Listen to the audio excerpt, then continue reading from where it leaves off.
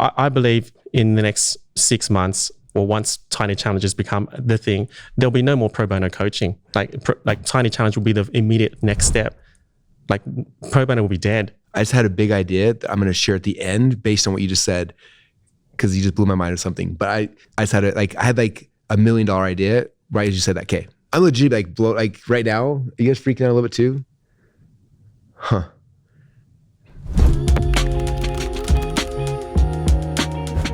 Hey everybody, today I've got a really special guest and I'm excited to talk to you guys about something really cool, because a lot of times when people start a business or they hear people talking about, I did a webinar, I had like 10,000 people or a challenge and I had all these things. A lot of times people who are beginning get overwhelmed and just like, man, I can't do that. Like I don't have the ability to have a challenge with 1,000 people. Or if I did have a challenge with 1,000 people, it'd freak me out because I got 1,000 people I talk to, and it's very overwhelming for people who want to be a coach. They want to be a trainer. They keep hearing these big numbers people talking about, but they get scared.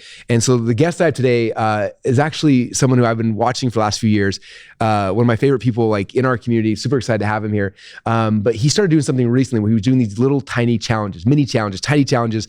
And I wanted him to kind of talk about this, because I think for any of you guys who want to become a big coach someday or whatever that thing might be, but you're at the beginning, like this is like one of those powerful, simple, easy ways to get started right out of the gate. And so our guest today is Richmond Dihn. Richmond, how are you doing today? Very good. Thanks for having me on, Russell. Yeah, he flew all the way from Australia to be with you guys here today to share this, but he's at our Inner Circle meeting today. You've been in our Inner Circle now for how many years? Yeah, a bit over 2 years now. 2 years. Obviously, I've got the 2 year painful. Yeah, he prepaid for 2 years. He's like, I'm not leaving. So he flies to Boise a couple times a year from Australia. Which it's been so good. I mean, it's the only time I fly out of Australia now. It's just for these events, and it makes the year really fast and really fun. Do your family think like Boise, Idaho must be this huge like tourist location because we keep going there every day? I tell them how amazing it is. I'm so surprised on how beautiful the town is. It's yeah. I mean, I'll bring them here one day too as well. Yeah. That's awesome. All right, so let's get to this. So first off, I want to understand how you even stumbled upon this, right? Because I think most people, they do a challenge, only a couple people show up, they think it was a failure. And for you, it became like everything. So I'm just curious the backstory behind this. Yeah, well, the backstory is 4 years ago, I heard about the idea of doing a challenge. And I wasn't fully a beginner in my coaching journey, but I wanted to run a challenge because it just made sense to build trust. But I had all the fears that everyone has. What if no one shows up? What if they do show up and they ask a question and I couldn't answer it? Or worse yet, like how do I market it and how do I do it and what topics do I teach? And there were so many things. I wasn't speaking much back then as well. And so I've never really consistently speaking to an audience 5 days in a row for that long. And my biggest fear was, like, hey, if no one shows up, it's not a big deal because no one knows, right? And that's okay. But my biggest fear was, what if one person shows up? That would be the worst. And I thought about it. I thought, like, sometimes in life, the worst things can be the best things. And like, if you can't, that's why you must. And if you don't have the money, it's why you should join the program, because you don't have the money all the time. And so I asked myself the question, like, what if one person did show up? Like, would that be such a bad thing? I thought, well, not for them. Like, that would be the best thing for them. A one-on-one challenge. 100%, like one-on-one time. And that would be a far superior offer for them. And then I thought, and I probably would close higher as well. And it might be a really cool thing. And then I got used to the idea about, you know what, actually, that might be an actually really good thing. And so I just went for it. And I thought, yeah, I'm going to do this. I'm going to do this one-on-one challenge as a worst case scenario, but as a primary vehicle. And then it blew up into this crazy thing because I found out all these other benefits around it. Because the traditional challenge, you got problems of what date should I do it on, what time. Like if I'm catering for the international market, should I do it 8 p.m., 8 a.m., all this kind of stuff. But a one-on-one challenge, you can do it anytime. It's an agreed time between you and the other person. It can start on a Saturday. It doesn't have to be the same time every day. You can have 1 day break. It had so much flexibility, and it took all the pressure away from running a traditional challenge, and it took all the fear away. And that's how that was born, the whole one-on-one challenge. Interesting. When you talked about how, like, if one person showed up, that would be like the scariest thing in the world, it reminded me, the very first live event I ever did was actually right by the airport, downtown Boise. And I'd just been to a Dan Kennedy event. He was talking about doing events. I'm like, I'm going to do an event. So I remember we got some direct mail lists. We sent postcards to people. We ran a radio ad. And we had like 100 people sign up for this event, and we were going to do it 3 times during the day. It was like morning, afternoon, and night. And the very first one, I think we had, I don't remember how many people were supposed to come, but like 10 people showed up. And it was like, he said, okay, 10 is fine. And we kind of did the thing. And I think the room was set for like 30 people. So it was kind of like, they were sporadic, but it wasn't that bad. And then that was the first one. The second one that happened around lunchtime or whatever, only 2 people walked in, and one sat in the very back and one sat in the very front. And I felt that like that fear. I was like, oh no. And you know me, I talk fast anyway. And my 90-minute presentation, I delivered in about 13 minutes because there was 2 people. I got so nervous. I was like, and it was done. I was like, well, thanks for coming, guys. And then they kind of just awkwardly left. And then the last one, I think we had another like 12 people came to the last one, so it wasn't as bad. But the one that had the most fear for me was not the one, ton of people, it was one with almost nobody. So I understand that conceptually to scare someone from even trying, because both sides are kind of scary, right? You get 1,000 people, that's scary, especially if I'm new. You get 1. And so when you did, I'm curious, like you had the idea, was it more so that you became okay with the idea of 1, or did you orchestrate this to only be a challenge for 1 person? How did that work? I first became okay with the idea of 1, but then I thought because I'm always asking myself the question, if I had to start all over, what would I do? And when I started 7 years ago, there was no challenge. Like challenges wasn't really a thing. But I would start on like one-on-one pro bono. Like that's what all coaches should do. And I thought, because that's what I did. I did one-on-one pro bono for like 6 weeks, 1 call per week.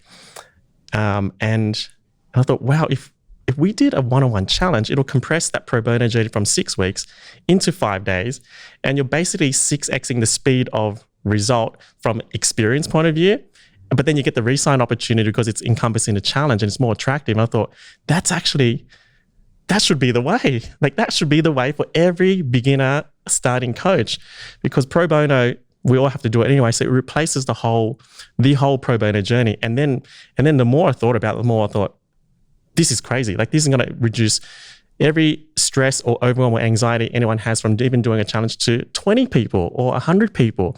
And it's just a great way to start as well, to build up your skill set in presenting, because there's 0 presentation skills required. It can be done on the phone. You don't have to be good at tech because it can be done on the phone, or just WhatsApp video or whatever. And it removes all that away. And then you get to learn how to craft your messaging, learn to see what offer sticks. And from that, it was like, this is the way. And we've got students like who've made $100,000 just from this, faster than ever. Yeah, just from the tiny challenge, the one-on-one challenge. I couldn't believe that they could get to 100,000. I thought, yes, this would be a great way to get to your first 20, 30, 40, 50,000 for sure. But they're doing it all the way to 100,000. Now they've got a couple of 100 hours of coaching experience up their sleeve as well. And from a competency level, it's huge. Interesting. Okay, so walk me through this. So someone decides they're going to do a tiny challenge. Is that a trademark? This is yours. Well, I'm going to give credit. I did trademark it. Yeah. Did you? I did. And that was credit to Pedro, because I was at Pedro's house and I said, hey, Pedro, a lot of your beginner students, like the group challenge is overwhelming. We've actually been teaching one-on-one challenges to help them get the first 25, 50K. And he's like, one-on-one? What's that? Like, done one-on-one. Like, you market it as one-on-one. It's like, that is crazy. That solves everything. And I said, yeah, it does. And I said to him, look, this is what we're teaching. And he's like, you got a name for it? And no. He said, well, you got to come up with a fancy name, because otherwise, you got to have a good marketing angle. So we were brainstorming, which we should have called it like the mini one or, micro. And we came with Tiny, and Tiny was just the perfect name. And then he said to me, Richmond, like, that's the name, and you got to go trademark it. I'm like, okay, I'm going to go trademark it. So that's what we did. Oh, that's cool. So Tiny Challenges is a thing. It's official. Okay, so walk me through just how it works. Like, what are your students doing, or how did you do it? I'm just curious, like, from everything, from how do you structure? What does the offer look like? Like, what are you doing day by day, just to kind of help people understand what it looks like? Yeah, so it's different from a group challenge, because it's not done, like, obviously it's not done to an audience where you have to make it relevant to the room. So you can tailor the content specific to what they need. So the biggest difference is on call 1, I go through like a framework called like the 5Fs, which is you can identify what are their fears, frustrations, what their future, like what do they want in the next 5 days, in the next 12 months, where have they failed in the past, and then and what are they afraid of trying, right? And so we get all this data on call number 1, which is data is dollars, right? And you can't get that data from a group challenge. And so they get that data, and then we kind of say, okay, good, this is what you need. The challenge topics are going to X, Y, Z, but because I'm hearing this, I might just tailor it a little bit to what you're looking for over the next 5 days.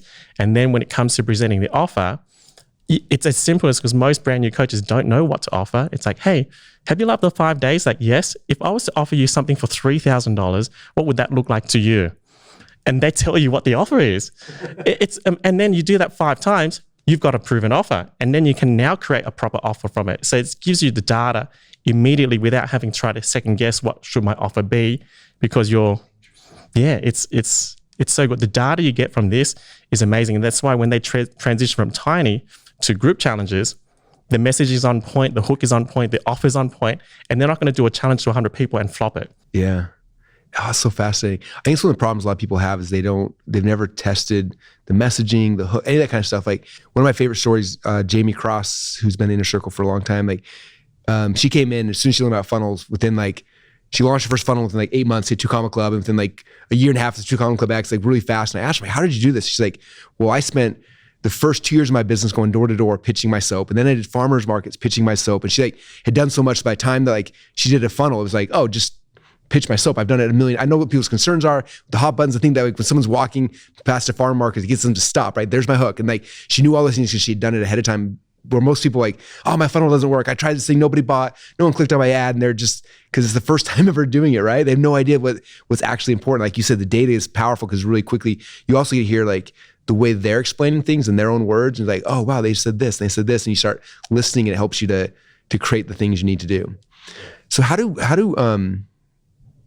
people get their first client? Is this something I don't know if you're buying ads through these, talking one-on-one to find someone. How do they get their first client for something like this? Well, we'll recommend to first of all reach out to their immediate contact list, family, friends of friends, acquaintances, people they know in the past. And if they got a social media profile, like just put a post up that I'm offering a one-on-one thing for 5 days, that kind of post there, and start there. Like most people will be able to get 10 people from the immediate circle, like very, very easily. I mean, unless they haven't been a good person to the people around them. But nobody likes you, nobody trusts you. Yeah, which is probably a good thing, because it tells you what you need to work on next. Yeah, just be more likable.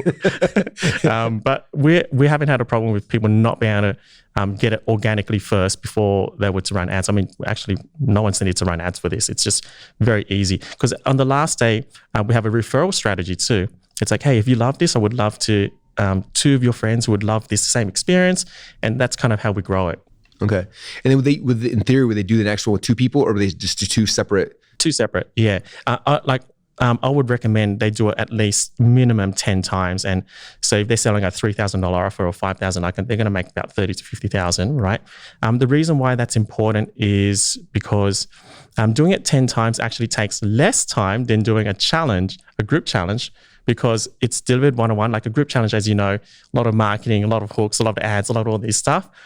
So it's the time it takes to do 10 tiny challenges is actually the same, but they get to present the offer 10 times and iterate 10 times and get 10 points of data. And so it's almost impossible to get 10 no's in a row, because you're always iterating and getting feedback.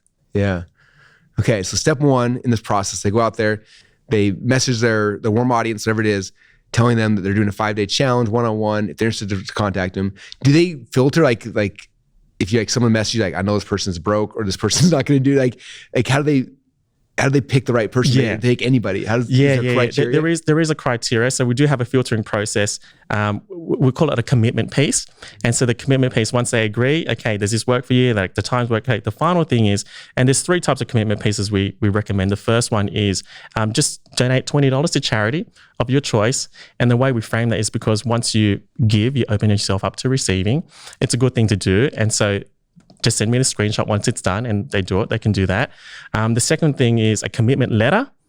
So you have like a pre-written letter and say, I just want you to feel like my name is, Russell, and I commit to it, and they copy the letter, send it back to you. And that's a commitment piece to say they're going to be committed to do it. And then the third one, you could charge like a very small price point, like $17, $27, refundable deposit, just to make sure you're getting in the right people. But the crazy thing is, there are no time wasters in a tiny challenge, because no one turns up for 5 days to waste your time. People will download a free guide and wait, like, you know what I mean? No one does that. People, if they're going to waste time, they'll go to other methods, but they won't stay for 5 days unless they were actually wanting change. So you're actually qualifying them through the 5 days anyway, because otherwise they wouldn't show up. They actually want help. Yeah. Interesting. Do people do all three of those or pick one or? Yeah, just pick one. Yeah, I just tell them, hey, pick which one resonates with you the most, and then use that as your commitment piece. I just had a big idea that I'm going to share at the end based on what you just said, because you just blew my mind or something. So if I forget, everyone, YouTube, remind me to come back and drop this one, because I just had I had like $1 million idea right as you said that. Okay, so remember, I'm coming back. All right. Okay, so they message their friends. There's a filtering process. They come through. There's a 5-day challenge. Day number 1, you said it's the 5 Fs. Walk through the 5 Fs again. Yep. What's first of all, paint the future, meaning what do they want? What's the goals for the next 12 months? Where are their biggest frustrations? Where have they failed in the past? Where have they tried and failed? 4th F is what are their fears? What are they most afraid of? And the 5th F is framing. So framing the sale, right? And so asking for permission to be able to sell to them at the end of the 5 days. Hey, if you've loved this, and this has been an amazing experience, would it be okay with you if I present to you what working with me on a paid basis looks like on day 5? And so you're getting the permission there. Very cool.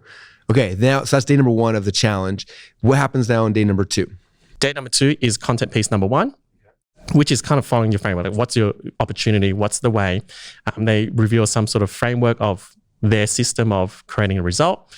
And then they assign homework after that. And the homework is done on the call, and then Q&A after the homework. Well, you do the homework with them on the call. Yeah. There's with challenge homework, what we suggest is make the homework small, meaning like or tiny, that takes less than 5 minutes to do. Because when you leave people to do the homework after the call, they don't do it. But it also gives them the time. It's kind of like running a workshop or a curated event. Like when you do it on the event, on the call, they just move faster, and so we wait. Like just wait, and then they can send it in to you or text you or whatever it is, but you just give them 5 minutes to do it. Yeah. Okay. Very cool. So that's the content that's going to be happening. So content piece 1, day 3 is content piece 2, day 4. So then when do you transition to the pitch? How does that? Yeah. So day 5 is recap of the 5 days. Let's recap what we did in the last 5 days. Amazing. Then we ask for referral. Hey, remember referral, could you think of 2 people that would love this? And then we transition into the offer. And so at that point, it's like, hey, remember day 1, I mentioned if it's okay if I present to you what working with looks like, and you transition to the offer. So the reason why we do it in that sequence is because we want to make sure that they feel good about the 5 days. So we do a quick recap, and then they refer to people that's feeling good for that, and then we're going to the offer. And then present the offer, handle objections, and maybe for probably half the people, they'll need to book in that 6th call for, another enrollment call because they need to think about it. Oh, gotcha. So if they don't have it, then you follow up the call to do. Yeah, if they don't buy on call number 5, it's like we'll book in call number 6 to, unless it's a hard no, and then, just let it go, get the data, get the feedback, which is the more important part. Yeah. I just served you for the last week. Why that? I would assume at that point, someone who's spent that much time investing in them, they almost feel obligation at the end of like, wow, they put a lot into me. I got to make sure. And here's the thing that blew my mind too. I had a client who sold a $15,000 program off a tiny challenge. And that makes sense because of course you could sell something higher because there's more intimacy. And so I had a lot of people saying, oh, but Richmond, I've been doing group challenges and it's not really working. And maybe they've made $30,000, $40,000, $50,000 and they feel like they're taking a step back by doing this. When in fact, if they've got the experience and they've got skill set and they're good at what they do, imagine they could sell a $20,000 program off. And I believe that would be very, very possible. Like you would do that. Yeah. Well, let me tell you my $1 million idea I had 5 minutes ago. When you were saying that, I was just like, because first I'm like, oh, this is such a good thing for beginners. And all of a sudden I was like, okay, what if I want to do this? What if I said, I'm going to do a 5-day one-on-one challenge.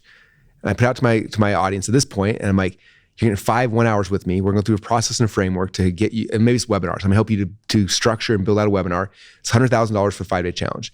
One-on-one with me. I think I could sell that. I think I could sell. Oh, yeah. I think I could sell 5 or 10 of them, maybe 1 a week for the next 10 weeks, right? And then structure that to 5 days. And the end of the 5 days, to say something like, hey, based on this, you paid $100,000 for this. I have a $250,000 offer where you actually come out here for a full 1 day. We're going to build out the rest of it, and you have a chance to do a presentation of my event or whatever, do a webinar, and it's 250 grand. You already spent 100, so we'll apply that. So it's like 150 grand. You do that. Like I could sell 100 grand tiny challenge into a $250,000 consulting day. I think that is so cool. Long. Isn't that interesting? That is all right, so I'm done. cool. I'm just going to tiny challenges. Like, because I think about like the big challenges. Tiny challenge. Because the big challenges are like I love big. Obviously, I love big challenges. A lot of people, a lot of mass. But you're selling a $1,000 offer, or whatever. And so there's like, there's the people who want premium, there's people who want low ticket. And so it's kind of like you're targeting this group in the middle. But I think with tiny challenges, again, you can target that group. But you can also just shifting around. Like if Dan Kennedy charged me, 50 grand to do 5 1-hour calls with me for a week, and the end of it pitched, I get to come hang out with him. He's gonna write my copy for like, done. I wouldn't think twice about it. You know what I mean? Like, wow. What if I just did 1 or 2 of those a month? Anyway, I don't know. That's just kind of an interesting mind. I would do that. You just had me. Yeah. Yeah. Now that got me thinking. Wow, that's amazing. All right. This is now tiny challenges to huge challenges. Anyway. Oh, that's cool. Okay. Back to. It doesn't have to be 5. It could be 3 calls. We recommend minimum 3 calls, maximum 7 calls. So 3 to 7 is a sweet spot. 5 is just a good number. Very cool. Okay, so now I want some data based on the clients and students you have going through this process. Like what, and I know with close rates, it's all over the place. So I'm curious, like what is it looking like? Is 1 out of 10 or signing up? 3 out of 10. 3 out of 10. We've never had someone do 0 out of 10. Like it's the average is 3 out of 10 in the first 10. And then the averages go up on the next 10. Then it becomes 4 out of 10. And the next 10 is 5 or 6 out of 10. They just get better. And so our record student, she's done like 55 of these. And her first 10 was like 3 out of 10. But then towards the back end, she was closing 7 out of 10. It just became and that's she became addicted to it. She didn't want to do group challenges. It's like this is way better. Yeah, it is. It just was working. What price point was she selling that? I'm curious on her. 5,000. 5,000. It didn't start 5,000. The first one's 2,000 and it went up. You get more confident. Yeah, of course. And get better and better. Yeah. And then the fulfillment, like you said that you asked them kind of what the fulfillment looked like, but traditionally, what is it? Is it like doing more one-on-one calls? Is it transition? More of the same. So basically they got 5 days of one-on-one, and then you're selling, like what you said, like about 1 day one-on-one, or they usually sell like 3 months or 6 months of one-on-one coaching. Yeah. That's so cool. Yeah. You want to hear something really cool? Yeah. Because the next stage is, people think group challenge is the next stage, but actually one of my students did what she called a hybrid challenge. I'm like, what's that? Because she had, she transitioned from tiny to group, but then she had like 10 people in the group, and only 5 could show up. And then I said, what did you do with the other 5? I did a tiny challenge. And so it was a 100% show up rate for a small challenge. And she called it a hybrid challenge. I'm like, that's amazing. And so 100% show rate. So she did group to the people who could show up to the group calls. And then the people who couldn't show up, she did them one-on-one. Interesting. What if I saw another idea. What if you did something where, again, I'm thinking about my life. Like if I do a $100,000 5-day with somebody, but then that people pay $1,000 to listen in and just watch it. Whoa. Because then it's like you get the $100,000 per person, and then you get 10 people to pay you, whatever. That would be 20 huge. or 30 people. That could be really fascinating. Like the decade in a day. Like 100%. Yeah. To watch other people get coached through it would be that was more valuable for me than that day. Richmond flew 18 hours to Boise, Idaho for a 15-minute consult with him. But you were in the room for 1 day and then you flew back out, which is crazy. And thank you. That was amazing that you did that. But yeah, there's something valuable about that. Like I wonder if you could sell tickets to. Anyway, sorry. There's so many iterations off of this that are really interesting and fascinating. Man, I want to do one really bad right now. Anyway. Sorry, I digress. Yeah, and you'll be attracting the best clients too for what you're thinking. It'll be amazing. So cool. Okay, my next question for you then. So you talked about how some of your clients have gotten to these high, it wasn't just like they made 30 grand or 50, like they're getting higher levels. Is it mostly just they keep doing it, or are they moving from one thing to the next, or like what are the other ways to keep increasing the prices? Oh, increasing the price of the offer, or just the what they're making through these funnels? Yeah, so they just keep doing it's keep on doing the same. Like this, you never run out of leads because you only need one. Yeah, you're only doing one. Exactly. You only need one. Put an ad out, spend $30 days. That's it. If you wanted to run ads, it's too easy. Like you maybe get 10 people apply, but the show up rate is 100% because it's the reason why people didn't show up is either not relevant or the time doesn't work. Yeah. But it's a tiny challenge, so the time always works. Yeah, make the time work whenever they're going to schedule it. Exactly. Oh, it's so fascinating. Huh. This is like one of the most simple, most brilliant things I think I've ever heard. Yeah. It's cool because you're structuring it as a challenge. Because think about this, like when you're doing pro bono work, you're selling coaching calls. I'm going to do 6 coaching calls, and they're expecting coaching calls. So the challenge is different, right? You're like, you have the ability to set the tone on number one and the ability to sell at the end because it's framed in a way that's not like, wait, I thought I was getting free coaching. You know what I mean? Exactly. Exactly. So I believe in the next 6 months, or once Tiny Challenges become the thing, there'll be no more pro bono coaching. Like Tiny Challenge will be the immediate next step. Like pro bono will be dead because it does the pro bono in one. Yeah. So fascinating. I didn't know what else to ask you because lead gen's simple on this.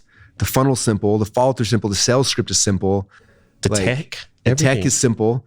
And the hardest is to help someone make the first 10K. Like that is the hardest dollar. Yeah. Man, it's such a cool thing. Well, dang, what are we missing? What are other things people should be thinking about? With Tiny Challenges, I would say...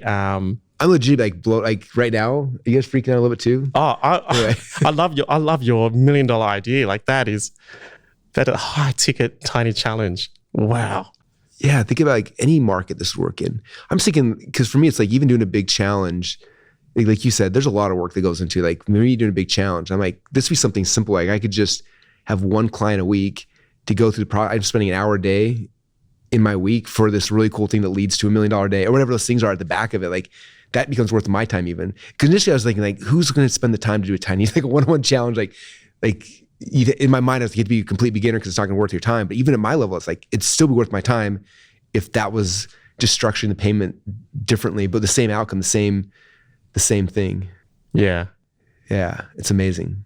Yeah. Maybe, you know what, maybe I'll borrow your idea and I'll run the first one, let you know how it goes and sell one-on-one. We're going to race because I'm going to do it tonight because I'm going to my list. I was just thinking like, just how cool would that be to, anyway, whoever's the first one is going to get the best traction because it's such a unique thing that everyone's going to copy us. So we got to make sure we implement this before this video goes live on That's YouTube. True. By the time you guys see this, it'll be live and it'll actually be happening, which will be amazing. Okay, I want to transition a little bit. So what I'm excited for is when you first kind of present this idea to me, and you've been in Inner Circle for a long time, it's been fun watching your journey and seeing the things you're doing, but I didn't know that you were doing these things, and you'd message me saying, hey, this is something I think that everybody in your community should learn about and understand. You kind of walked me through just kind of a quick version of this. I was like, oh, that's really, really cool. And so this year as we were planning out Funnel Hacking Live, it's cool because this year the event's going to be a little different than years in the past. It's going to be a virtual event, but means we'll be streaming all around the world. It's Funnel Hacking Live International. We've got huge audiences in Brazil and all these different countries that we'll be streaming into. So it'll actually be the biggest Funnel Hacking Live, even though it's virtual. But I wanted to structure it in a way where it's not just, like some Funnel Hacking Lives, a lot of like random cool presentations about different things you could do. And last year's Funnel Hacking Live is all about the linchpin, very specific. And this year I wanted to transition where the very first day is all about how to go from I'm a startup business owner to my first $1 million. Like that's the first day, right? And day number 2, like how do I go from startup to like 6 figures. Day number 2 is like 6 figures to 7. Day 3, 7 to 8, and day 4 is 8 and beyond, right? So day 4, we have like a couple billionaires who can come speak, which is really, really cool. But day number 1, I'm like, what are the things that anybody could do right out of the gate? And you are actually the very first person that I've asked to speak at Funnel Hacking Live this year because I wanted you to show this thing. Because I think it's for so many people who have been struggling for so long. You know, they struggle with the tech, the complication, there's so many things to be successful. We're here, if you have a message, if you have something that can change somebody's life legitimately, like you can do this that fast. It's not going to cost you money, and you have to learn 1,000 different things. It's just like you're out of the races. So I'm pumped to this will be the official announcement who's watching that you're speaking at Funnel Hacking Live this year to go deeper into this whole model. And I'm excited because I'm excited to just to see other case studies of people who are actually doing this, How many people have you had kind of go through this process with you so far? We've been teaching this for years. We just never have a full name for it. And so you tie a name to it, now it becomes amazing, which is a lesson for everyone as well. You need your own proprietary name. That's true. That's true. The power of just having a name and giving it a name. I would say 200, like a lot of students, particularly in the last 12 months when we really made it the main thing. It was always like a side thing, like an extra thing, but now it's like the main vehicle. And so, and the results have been the fastest results we've ever seen, and with the least limiting beliefs, like, imposter, all those things, fear of judgment, all that kind of stuff that comes through. There's not much of that. I mean, there's a little bit, but not much. It's not enough to stop people from doing it. Yeah. So cool. Will you throw out a couple of the industries people are doing this in, just to get an idea of like, it could be almost anything, right? Yeah, the most interesting one was or two, Qigong. I got a client who's doing like learn Qigong, which is like some sort of I think it's like Chinese martial arts, like kind of like Tai Chi. And an accountant, like she was like, no, accountants will not do a challenge, yet alone a tiny challenge. But of course they would, because there's a problem you can solve in less time or easier for them. Of course they're going to want to do it. And yeah, an accountant doing a tiny challenge is pretty cool. Yeah. They're fascinating. You think about this, like, and I've noticed this when you're selling anything, like the more time you spend with a person, the more likely they are to buy something, right? This is why I'm such a big believer in podcasts, because, you know, they may see Instagram or they see different things in a short form, but as soon as you can get somebody onto your podcast and they spend an hour with you every day, you know, like, or once a week, whatever, like you spend so much more time, they're way more likely to buy from you. In fact, when we first launched my Inner Circle back in the day, it was fascinating because, you know, I didn't know who, like, we put it out there to our whole audience, people showed up. And what's fascinating is of the 100 people who joined the Inner Circle during the very first time we ever launched it, it was like 90 some odd percent of the people had came into my world, and then they listened to the podcast for like 8 months, a year, and then they jumped in and signed for Inner Circle without thinking twice. Like there was a direct correlation between how much time I spent with somebody and how much money they were willing to spend with me. And this, like the Tiny Challenge, you're spending you have so much time with somebody, like to prove yourself, to show that your stuff's working, all the kind of things, like they're so much more likely. You're taking, you know, a month and a half worth of them listening to podcasts, you're catering it directly to them, spending the time, they're seeing the value. And then, as long as you have the next logical step, like, oh, here's where we're going to go from there. Like anyway, and it's quality time too. It's the most intimate time you could have with someone directly. So I guess those 5 hours will be equivalent to potentially 50 hours of consuming content on YouTube or podcasts or anything. It's just so intimate. They feel like they've known you forever, because even after a 5-day group challenge, you know, everyone feels like I feel like I've known you forever.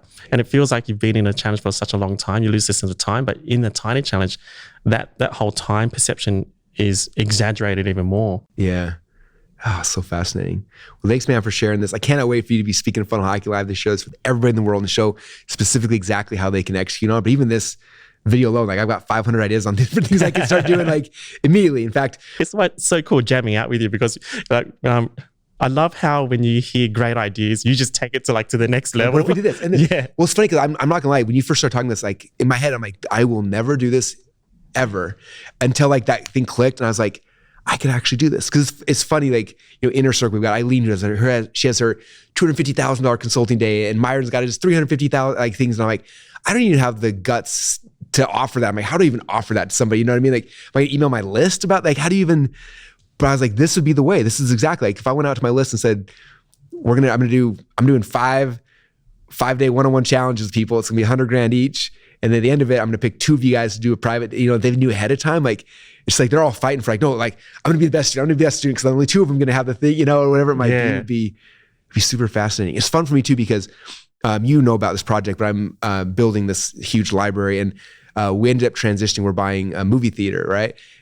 Which is really cool. So it's this huge movie theater, but we had to rehab it. So I got a lot of money to rehab it, but then I don't have enough to finish the project. So I'm like, how in the world, you know, on month 12 in this project, like, we really need $1 million today. I'm like, how am I going to just pull out $1 million?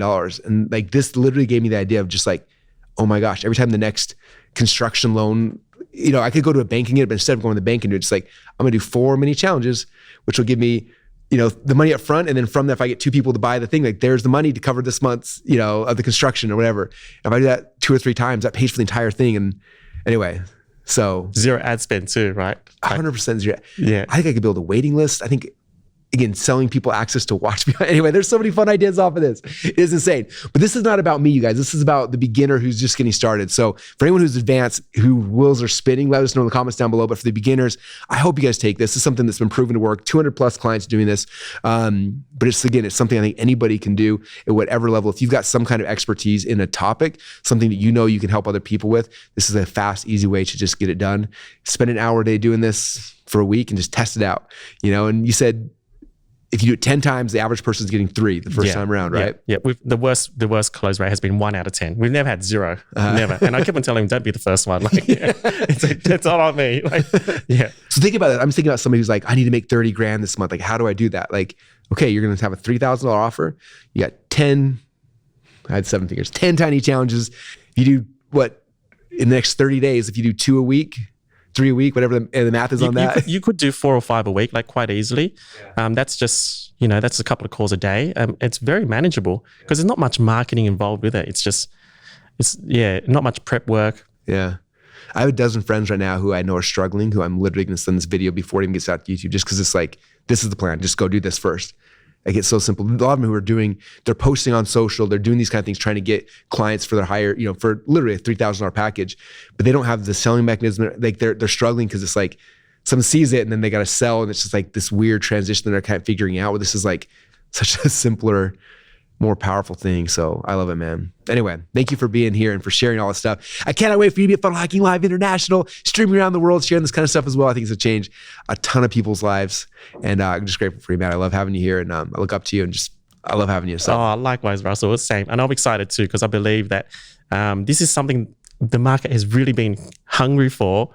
That hasn't been it's truly innovative it's going to change the industry. So I'm grateful for the opportunity, because obviously to get this out there, we need a platform. And so I'm so looking forward to it. It's awesome. All right, tiny challenges, you guys. Go do your first tiny challenge and come to Funnel Hacking Live so you can watch Richmond teach you guys all the behind the scenes secrets. So thanks, man, for being here. Appreciate you. And I hope this was a ton of value for all you guys.